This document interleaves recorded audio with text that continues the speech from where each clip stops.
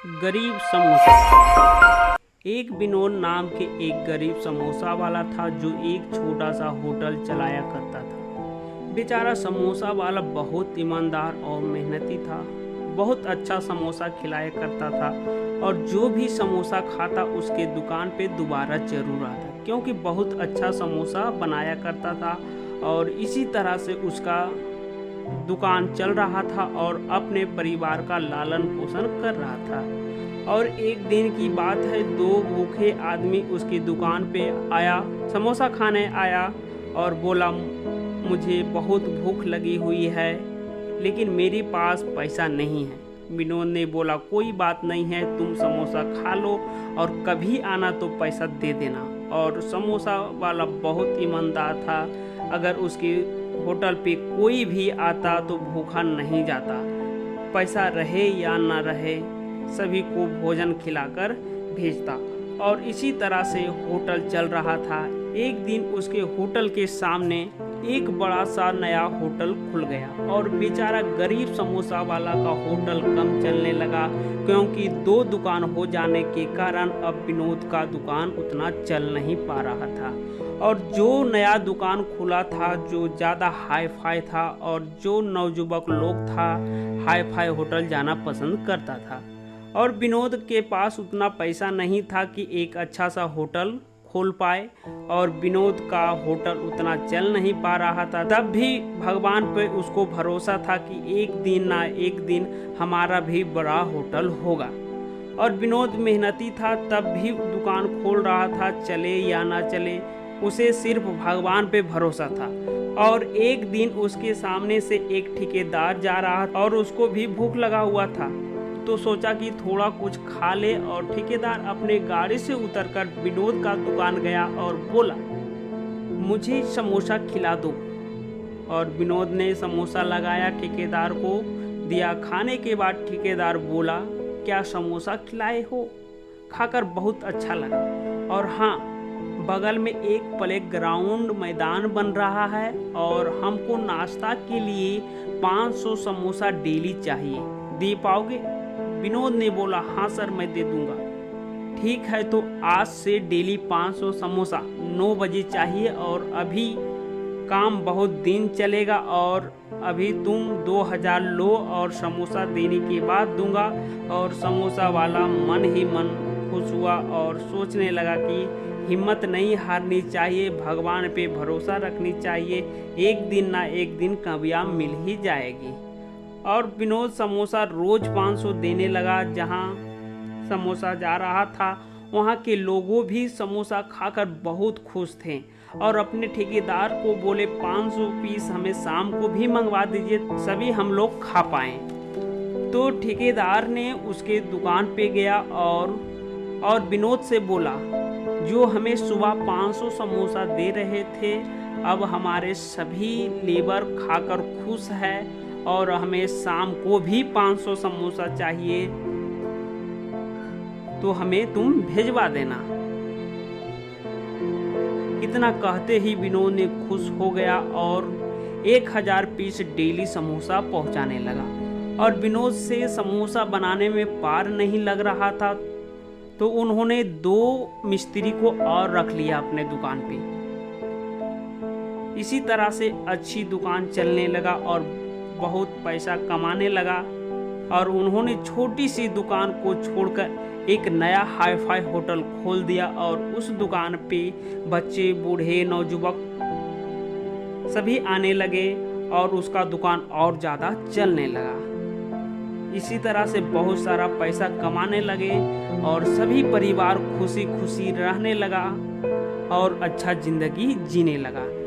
तो इसीलिए कहा जाता है कि कर्म पे भरोसा रखो, मेहनत करो, एक दिन ना एक दिन कामयाब मिल ही जाएगा। जैसे कि आपने देखा कि समोसा वाला किस तरह से मेहनती था और भरोसा रखा, तो इनका है जो कि दुकान चल पाया। तो वीडियो अच्छा लगा हो तो लाइक करना और अभी तक चैनल को सब्सक्राइब नहीं की हो, सब्सक्राइब करके बेल आइकन घंटी को दबा देना।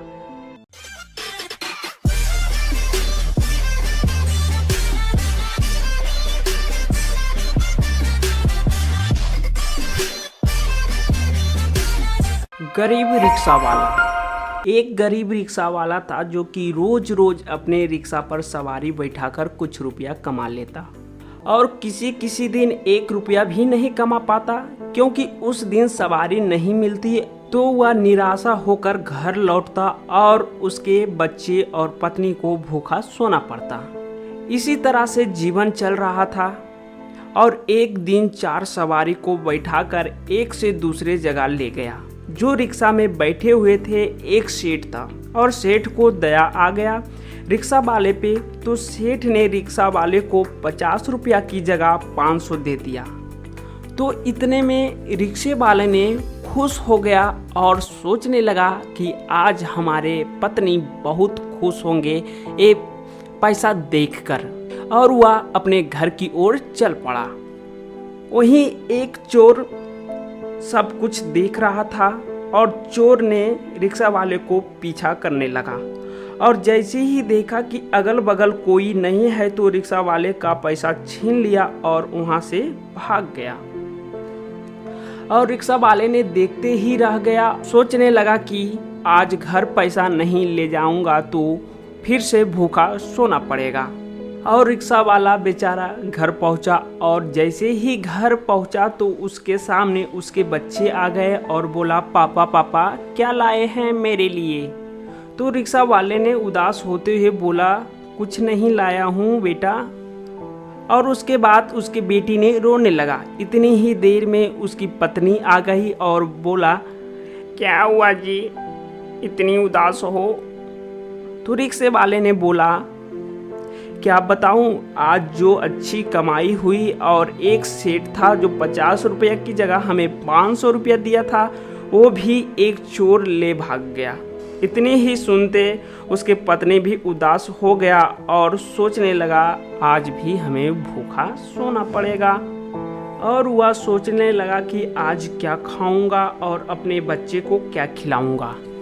और रिक्शा वाले अपनी पत्नी को किसी तरह से समझाया और बोला, रहने दो, जो किस्मत में हमारी थी वही हुआ। मैं बगल के दुकान से कुछ उधारी में ले आता हूँ, उसके बाद खाकर सो जाना। और किसी तरह से उस रात में सो पाया और सुबह जैसे ही हुई रिक्शा लेकर बाजार की ओर निकल पड़ा।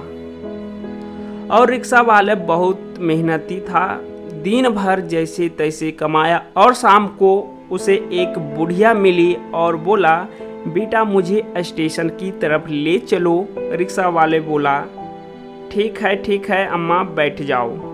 इतने में ही रिक्शा पर बैठ गया और बुढ़िया अम्मा और रिक्शे वाले को मेहनती को देख लिया और इतने ही देर में स्टेशन के पास पहुंच गया।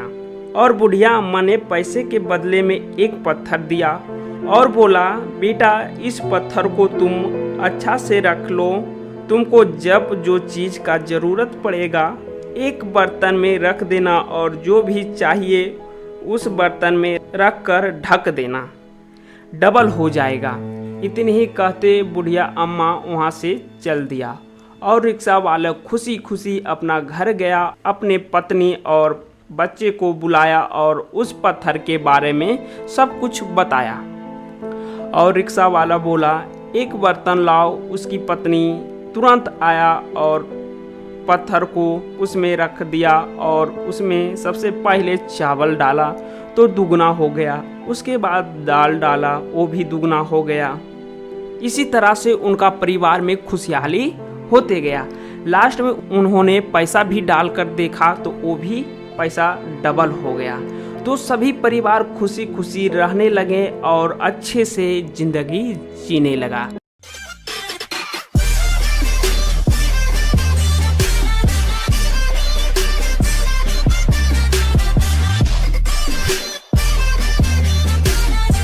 गरीब चाय वाला।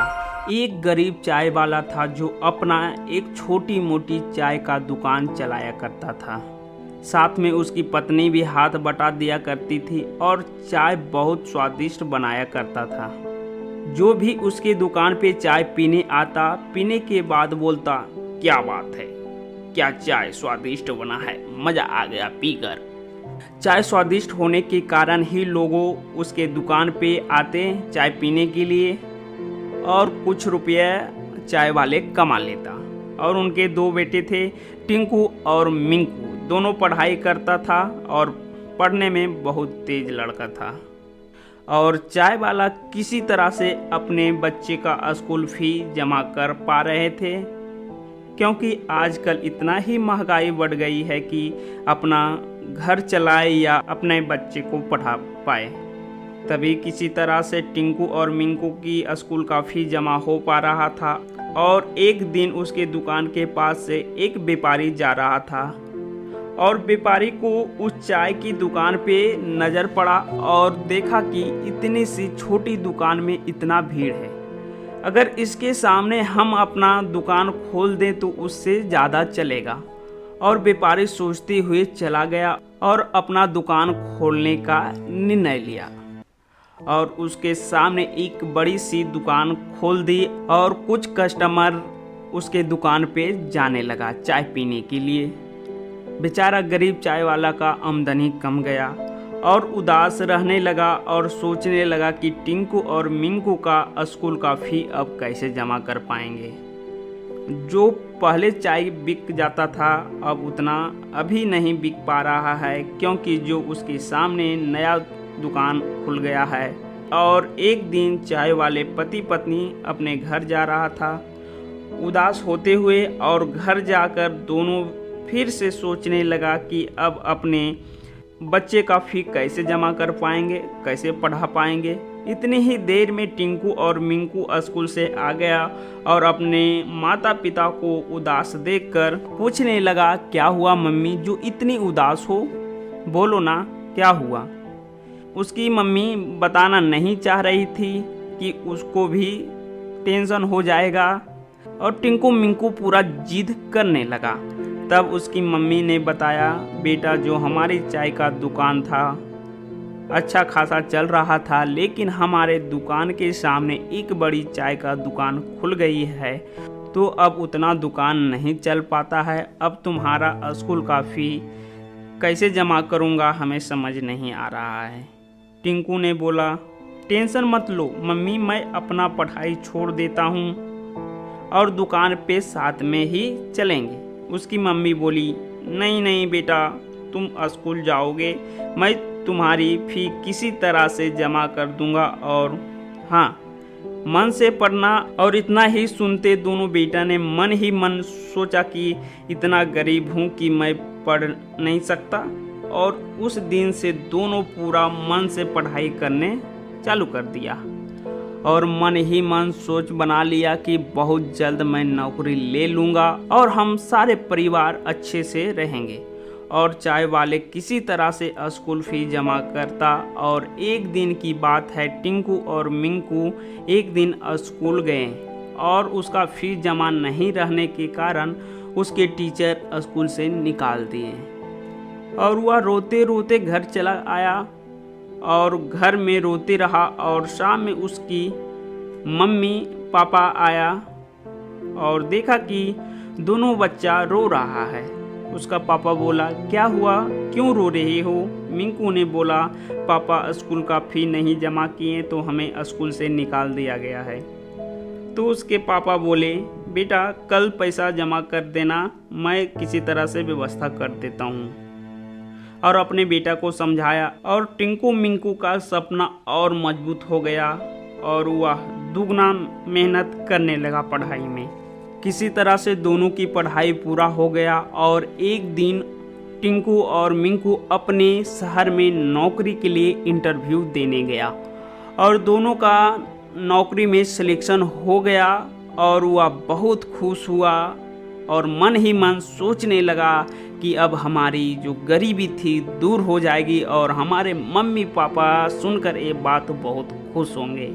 और टिंकू मिंकू ने अपना घर आया और अपने माता पिता को बताया कि अब हमारे दोनों भाई का सिलेक्शन हो गया है। और उसके मम्मी पापा इतना सुनते ही बहुत खुश हुए और सभी परिवार खुशी खुशी रहने लगा।